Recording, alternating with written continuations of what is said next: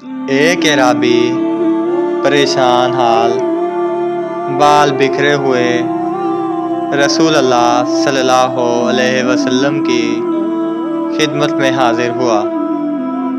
اس نے پوچھا، یا رسول اللہ صلی اللہ علیہ وسلم، بتائیے مجھ پر اللہ تعالیٰ نے کتنی نمازیں فرض کی ہیں؟ آپ صلی اللہ علیہ وسلم نے فرمایا کہ 5 نمازیں۔ یہ اور بات ہے کہ تم اپنی طرف سے نفل پڑھ لو۔ پھر اس نے کہا، بتائیے اللہ تعالیٰ نے مجھ پر روزے کتنے فرض کیے ہیں؟ حضرت صلی اللہ علیہ وسلم نے فرمایا، رمضان کے مہینے کے یہ اور بات ہے کہ تم خود اپنے طور پر کچھ نفلی روزے اور بھی رکھ لو۔ پھر اس نے پوچھا، اور بتائیے زکوٰۃ کس طرح مجھ پر اللہ تعالیٰ نے فرض کی ہے؟ آپ صلی اللہ علیہ وسلم نے اسے شروع اسلام کی باتیں بتا دی۔ جب اس اعرابی نے کہا، اس ذات کی قسم جس نے آپ صلی اللہ علیہ وسلم کو عزت دی، نہ میں اس سے جو اللہ تعالیٰ نے مجھ پر فرض کر دیا ہے کچھ بڑھاؤں گا اور نہ گھٹاؤں گا۔ اس پر رسول اللہ صلی اللہ علیہ وسلم نے فرمایا، اگر اس نے سچ کہا تو یہ مراد کو پہنچا۔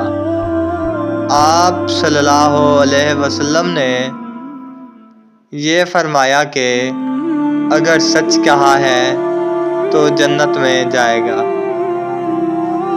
رسول اللہ صلی اللہ علیہ وسلم نے یوم عاشوراء کا روزہ رکھا تھا، تو آپ صلی اللہ علیہ وسلم نے اس کے رکھنے کا صحابہ رضی اللہ تعالیٰ عنہم کو ابتداء اسلام میں حکم دیا تھا۔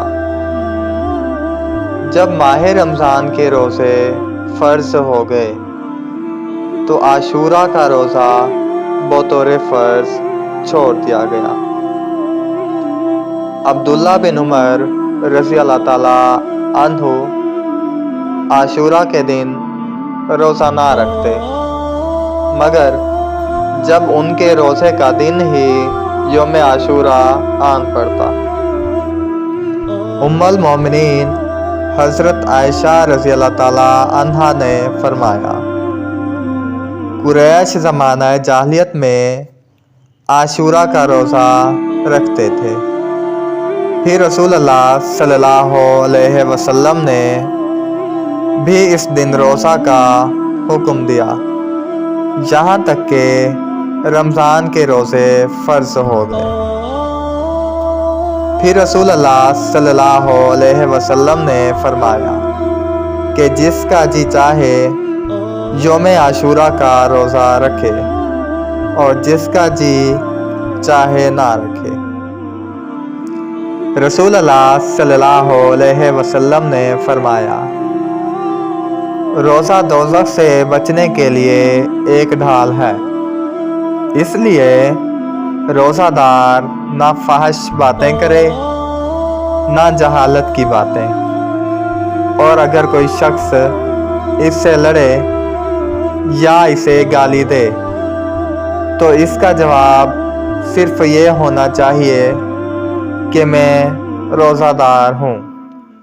یہ الفاظ 2 مرتبہ کہہ دے، اس ذات کی قسم جس کے ہاتھ میں میری جان ہے۔ روزہ دار کے منہ کی بو اللہ کے نزدیک کستوری کی خوشبو سے بھی زیادہ پسندیدہ اور پاکیزہ ہے۔ اللہ تعالیٰ فرماتا ہے، بندہ اپنا کھانا پینا اور اپنی شہوات मेरे लिए छोड़ता है। रोज़ा मेरे लिए है और मैं ही इसका बदला दूंगा, और दूसरी नेकियों का सवाब भी असल नेकी के 10 गुना होता है।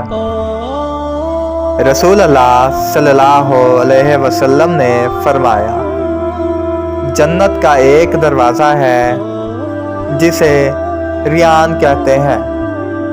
क़यामत के दिन इस दरवाज़ा से सिर्फ रोज़ादार ही जन्नत में दाखिल होंगे।